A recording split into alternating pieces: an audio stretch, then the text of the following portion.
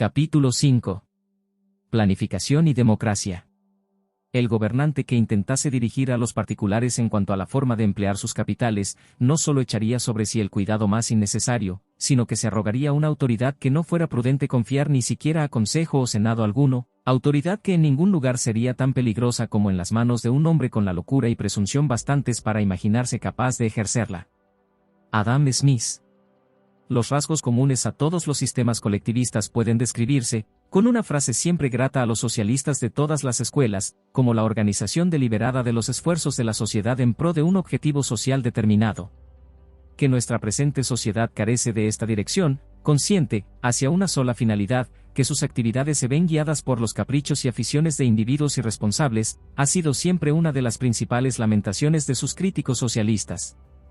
En muchos aspectos esto plantea muy claramente la cuestión fundamental y nos dirige, a la vez, al punto en que surge el conflicto entre libertad individual y colectivismo.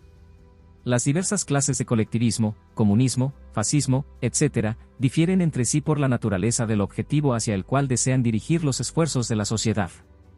Pero todas ellas difieren del liberalismo y el individualismo en que aspiran a organizar la sociedad entera y todos sus recursos para esta finalidad unitaria, y porque se niegan a reconocerlas. Esferas autónomas dentro de las cuales son supremos los fines del individuo.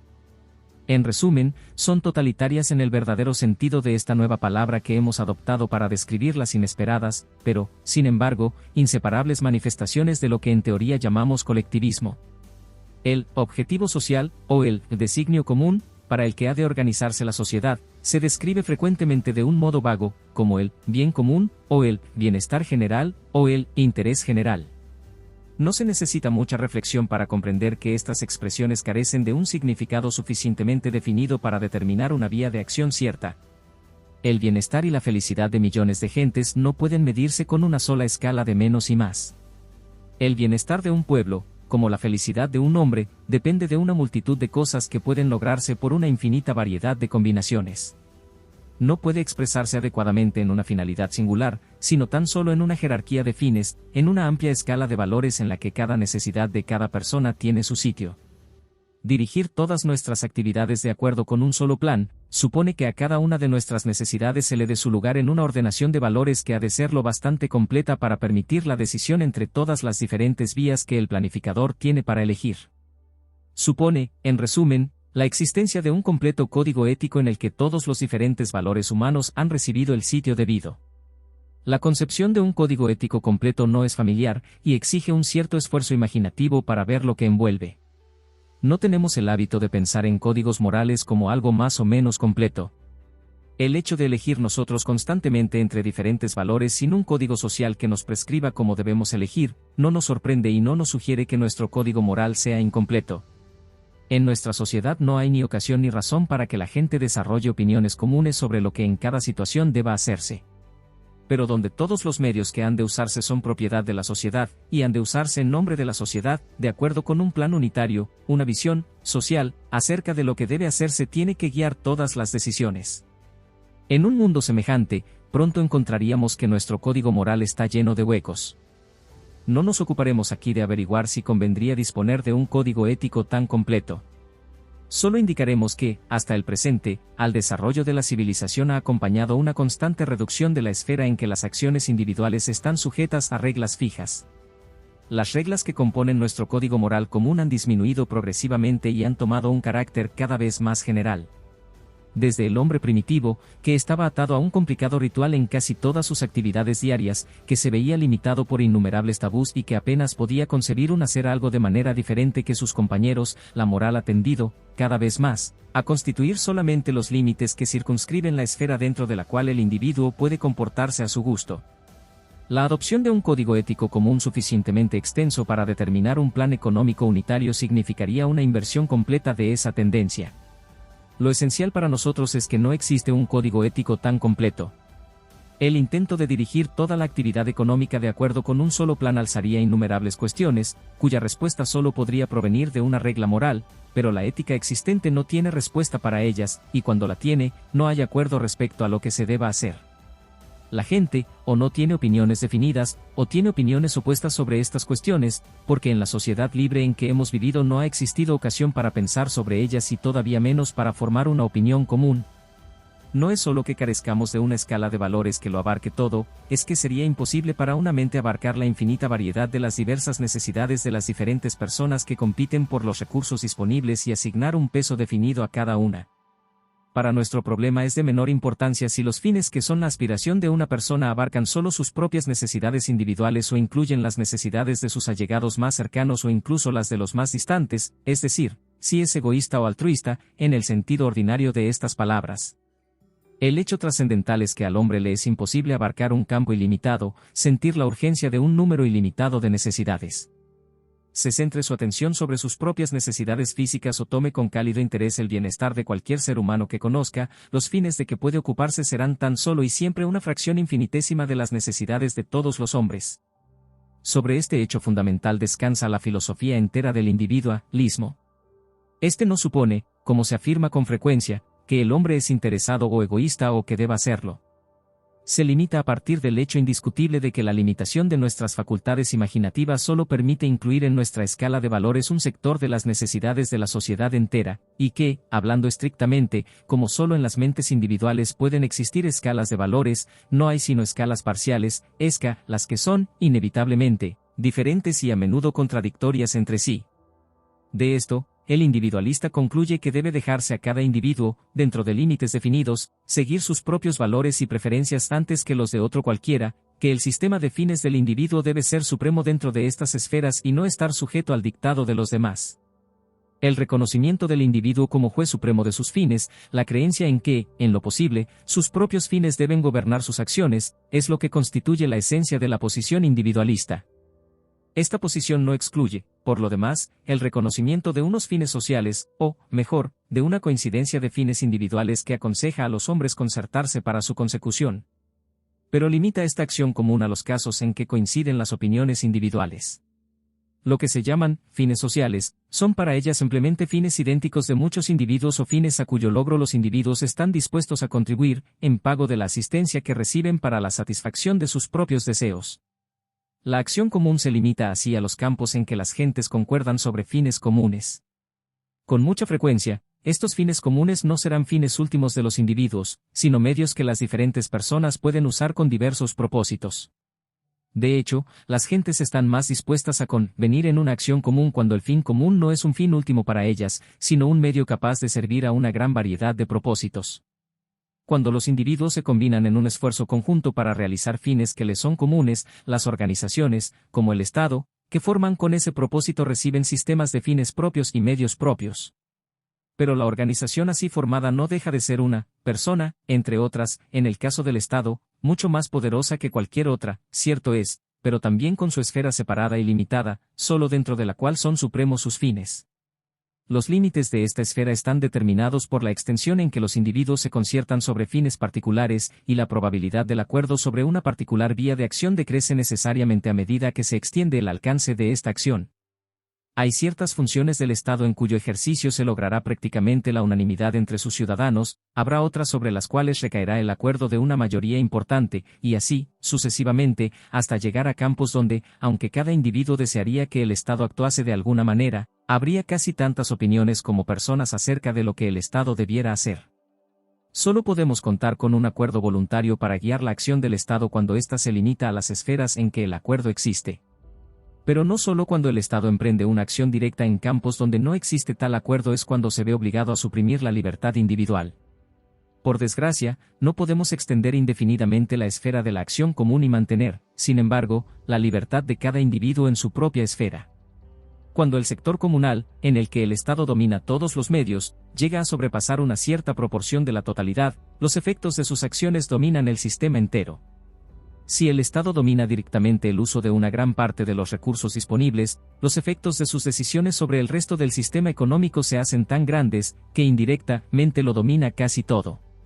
Donde, como aconteció, por ejemplo, en Alemania ya desde 1928, las autoridades centrales y locales dominan directamente el uso de más de la mitad de la renta nacional, según una estimación oficial alemana de entonces, el 53%, dominan indirectamente casi la vida económica entera de la nación.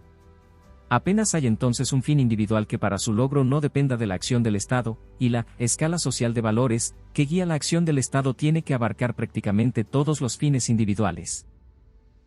no es difícil ver cuáles serán las consecuencias si la democracia se lanza a una carrera de planificación que en su ejecución requiera más conformidad que la que de hecho existe.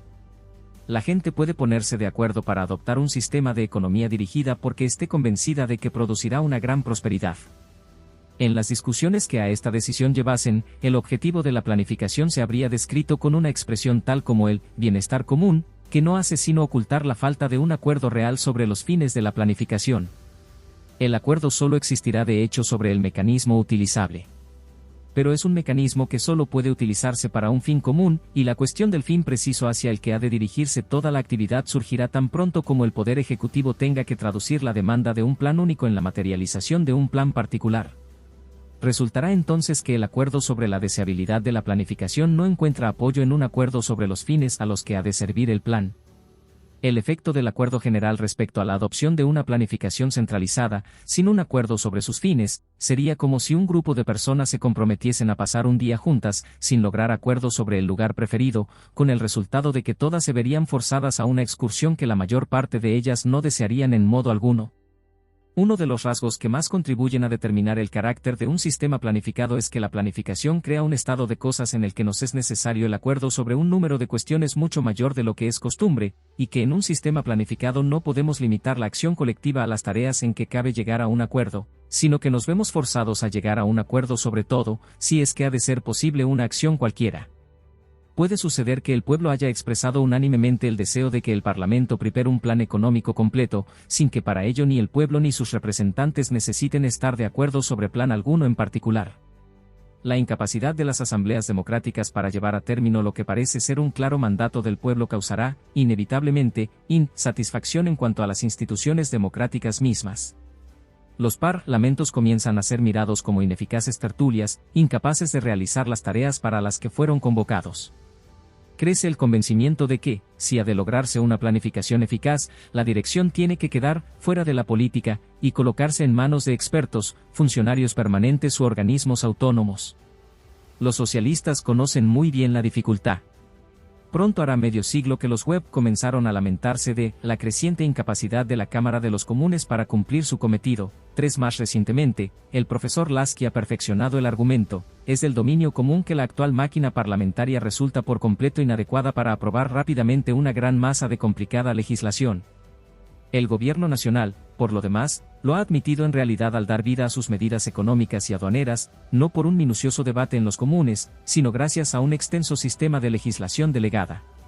Un gobierno laborista, creo yo, operaría sobre la base de este amplio precedente.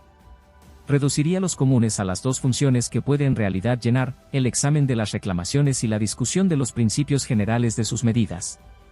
Sus leyes tendrían el carácter de fórmulas generales confiriendo amplios poderes a los departamentos ministeriales competentes, y estos poderes serían ejercidos por decretos, a los cuales podrían oponerse los comunes con un voto de censura.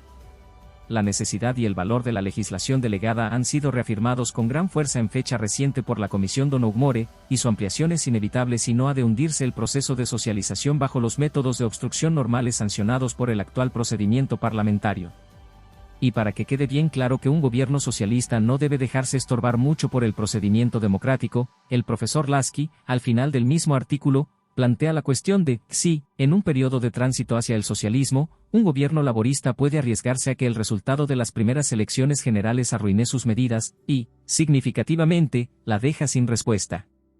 Es importante ver con claridad las causas de esta admitida ineficacia de los parlamentos cuando se enfrentan con una administración detallada de los asuntos económicos de la nación.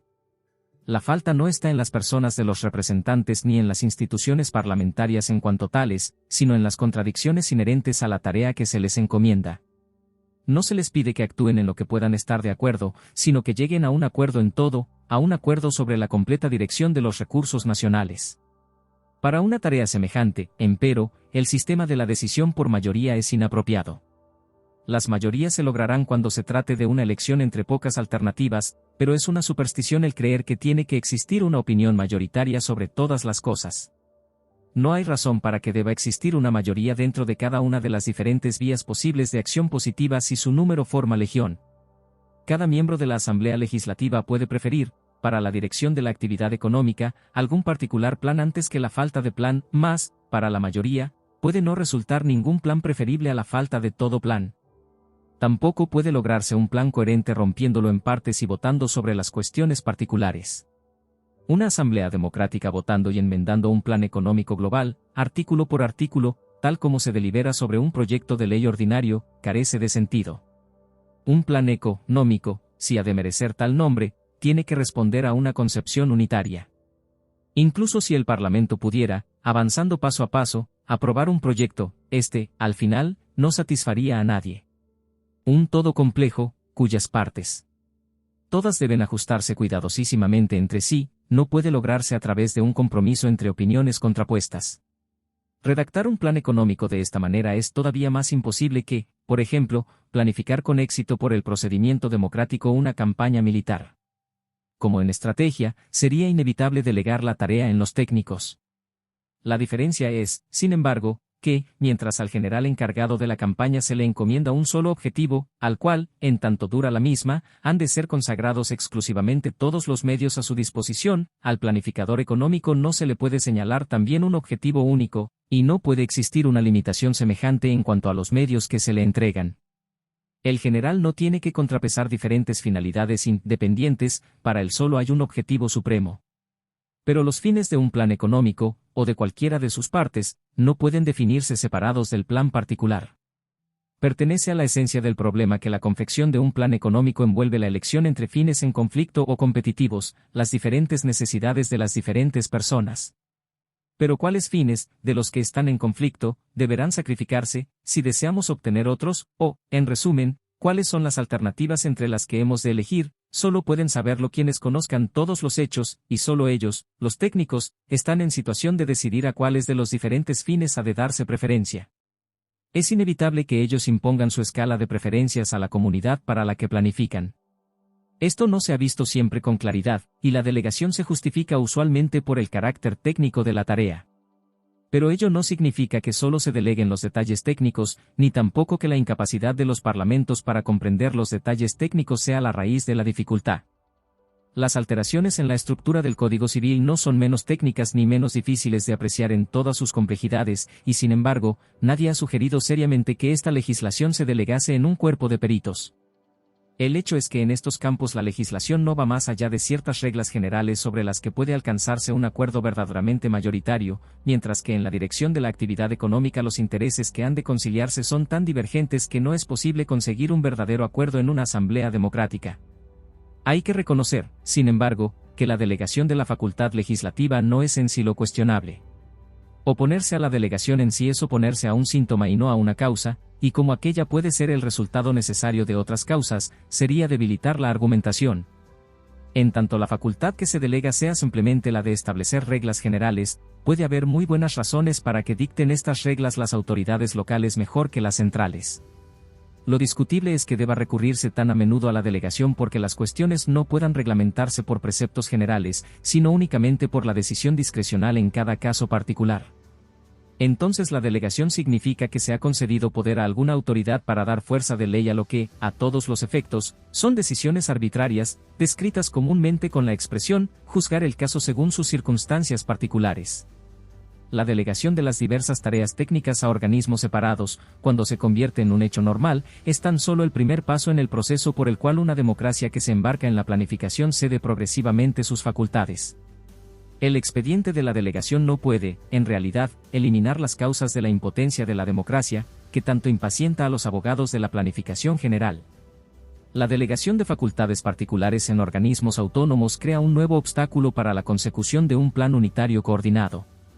Aun si, por este expediente, una democracia lograse planificar todos los sectores de la actividad económica, todavía se vería frente al problema de integrar estos planes separados en un todo unitario. Muchos planes separados no forman un todo planificado como, de hecho, los planificadores tienen que ser los primeros en admitir, y el resultado aún sería peor que la falta de un plan. Pero los cuerpos legislativos democráticos dudarán mucho antes de ceder la facultad de decisión sobre los puntos de interés vital, y en tanto no la cedan harán imposible a cualquiera la consecución de un plan general. Sin embargo, el acuerdo sobre la necesidad de la planificación, junto con la incapacidad de las asambleas democráticas para producir un plan, provocará demandas cada vez más fuertes a fin de que se otorguen al gobierno o a algún individuo en particular poderes para actuar bajo su propia responsabilidad. Cada vez se extiende más la creencia en que, para que las cosas marchen, las autoridades responsables han de verse libres de las trabas del procedimiento democrático. El clamor, no infrecuente en Inglaterra, en pro de un dictador económico es una etapa característica del movimiento hacia la planificación. Han transcurrido ya varios años desde que uno de los más agudos investigadores extranjeros sobre Inglaterra, el difunto Elijah Levy, sugería, si se hiciera una composición fotográfica que incluyese a Lord Justice Percy, Sir Oswald Mosley y Sir Stafford Cripps, creo que se hallaría en ellos un rasgo común, que se les encontraría a todos de acuerdo en decir, vivimos en un caos económico y no podemos salir de él sin alguna forma de dirección dictatorial. El número de hombres públicos influyentes cuya inclusión no alteraría esencialmente los rasgos de esta composición fotográfica, ha crecido de modo considerable desde entonces. En Alemania, aún antes de que Hitler lograra el poder, el movimiento había llegado mucho más lejos. Es importante recordar que, algún tiempo antes de 1933 Alemania había alcanzado un punto en que hubo de tener en efecto un gobierno dictatorial. Nadie pudo entonces dudar que, por lo pronto, la democracia se había hundido, y que demócratas sinceros, como Brüning, no eran más capaces de gobernar democráticamente que Schleicher o von Papen. Hitler no tuvo que destruir la democracia, tuvo simplemente que aprovecharse de su decadencia, y en el crítico momento obtuvo el apoyo de muchos que, aunque detestaban a Hitler, le creyeron el único hombre lo bastante fuerte para hacer marchar las cosas. El argumento de los planificadores para que nos avengamos con esta evolución consiste en afirmar que mientras la democracia retenga el control último, lo esencial de ella queda indemne. Así, Karl Mannheim escribe, lo único en que una sociedad planificada difiere de la del siglo XIX es que cada vez se sujetan a la intervención estatal más y más esferas de la vida social, y finalmente, todas y cada una de ellas. Pero si la soberanía parlamentaria puede mantener unos cuantos controles, también puede mantener muchos. En un Estado democrático la soberanía puede reforzarse ilimitadamente por medio de los plenos poderes sin renunciar a la fiscalización democrática. Esta creencia olvida una distinción vital. Al Parlamento le es posible, sin duda, fiscalizar la ejecución de aquellas tareas en las que pueda dar direcciones definidas, en las que primero ha llegado a un acuerdo sobre el objetivo y solo delega la ejecución del detalle. La situación es enteramente diferente cuando el motivo de la delegación consiste en no existir un acuerdo real sobre los fines, cuando el organismo encargado de la planificación tiene que elegir entre fines cuya conflictividad ni siquiera ha advertido el Parlamento, y lo más que cabe es presentar a este un plan que tiene que aceptar o rechazar por entero.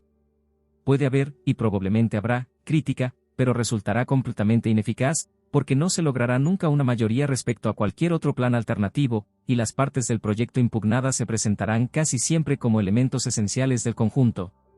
La discusión parlamentaria puede mantenerse como una válvula de seguridad útil y, aún más, como un eficaz medio de difusión de las respuestas oficiales a las reclamaciones. Puede también evitar algunos abusos flagrantes e instar útilmente para el remedio de algunos errores particulares. Pero no puede dirigir. A lo más, se reduciría a elegir las personas que habrían de disponer de un poder prácticamente absoluto. El sistema entero tendería hacia la dictadura plebiscitaria, donde el jefe del gobierno es confirmado de vez en cuando en su posición por el voto popular, pero dispone de todos los poderes para asegurarse que el voto irá en la dirección que desea. El precio de la democracia es que las posibilidades de un control explícito se hallan restringidas a los campos en que existe verdadero acuerdo y que en algunos campos las cosas tienen que abandonarse a su suerte. Pero en una sociedad cuyo funcionamiento está sujeto a la planificación central, este control no puede quedar a merced de la existencia de una mayoría dispuesta a dar su conformidad. Con frecuencia será necesario que la voluntad de una pequeña minoría se imponga a todos, porque esta minoría será el mayor grupo capaz de llegar a un acuerdo dentro de ella sobre la cuestión disputada. El gobierno democrático ha actuado con éxito donde y en tanto las funciones del gobierno se restringieron, por una opinión extensamente aceptada, a unos campos donde el acuerdo mayoritario podía lograrse por la libre discusión, y el gran mérito del credo liberal está en que redujo el ámbito de las cuestiones sobre las cuales era necesario el acuerdo a aquellas en que era probable que existiese dentro de una sociedad de hombres libres. Se dice ahora con frecuencia que la democracia no tolerará el capitalismo. Por ello se hace todavía más importante comprender que solo dentro de este sistema es posible la democracia, si por capitalismo se entiende un sistema de competencia basado sobre la libre disposición de la propiedad privada. Cuando llegue a ser dominada por un credo colectivista, la democracia se destruirá a sí misma inevitablemente. No tenemos, empero, intención de hacer de la democracia un fetiche. Puede ser muy cierto que nuestra generación habla y piensa demasiado de democracia y demasiado poco de los valores a los que ésta sirve. No puede decirse de la democracia lo que con verdad decía Lord Acton de la libertad, que ésta no es un medio para un fin político más alto. Es, en sí, el fin político más alto. No se necesita por razones de buena administración pública, sino para asegurar la consecución de los más altos objetivos de la sociedad civil y de la vida privada. 9. La democracia es esencialmente un medio, un expediente utilitario para salvaguardar la paz interna y la libertad individual. Como tal, no es en modo alguno infalible o cierta. Tampoco debemos olvidar que a menudo ha existido una libertad cultural y espiritual mucho mayor bajo un régimen autocrático que bajo algunas democracias, y se entiende sin dificultad que bajo el gobierno de una mayoría muy homogénea y doctrinaria el sistema democrático puede ser tan opresivo como la peor dictadura. Nuestra afirmación no es, pues, que la dictadura tenga que extirpar inevitablemente la libertad, sino que la planificación conduce a la dictadura, porque la dictadura es el más eficaz instrumento de coerción y de inculcación de ideales, y, como tal, indispensable para hacer posible una planificación central en gran escala. El conflicto entre planificación y democracia surge sencillamente por el hecho de ser esta un obstáculo para la supresión de la libertad, que la dirección de la actividad económica exige. Pero cuando la democracia deja de ser una garantía de la libertad individual, puede muy bien persistir en alguna forma bajo un régimen totalitario. Una verdadera dictadura del proletariado, aunque fuese democrática en su forma, si acometiese la dirección centralizada del sistema económico destruiría, probablemente, la libertad personal más a fondo que lo haya hecho jamás ninguna autocracia. No carece de peligros la moda de concentrarse en torno a la democracia como principal valor amenazado. Es ampliamente responsable de la equívoca e infundada creencia en que mientras la fuente última del poder sea la voluntad de la mayoría, el poder no puede ser arbitrario. La falsa seguridad que mucha gente saca de esta creencia es una causa importante de la general ignorancia de los peligros que tenemos ante nosotros. No hay justificación para creer que en tanto el poder se confiera por un procedimiento democrático no puede ser arbitrario. La antítesis sugerida por esta afirmación es asimismo falsa, pues no es la fuente, sino la limitación del poder, lo que impide a este ser arbitrario. El control democrático puede evitar que el poder se torne arbitrario, pero no lo logra por su mera existencia. Si la democracia se propone una meta que exige el uso de un poder incapaz de ser guiado por reglas fijas, tiene que convertirse en un poder arbitrario.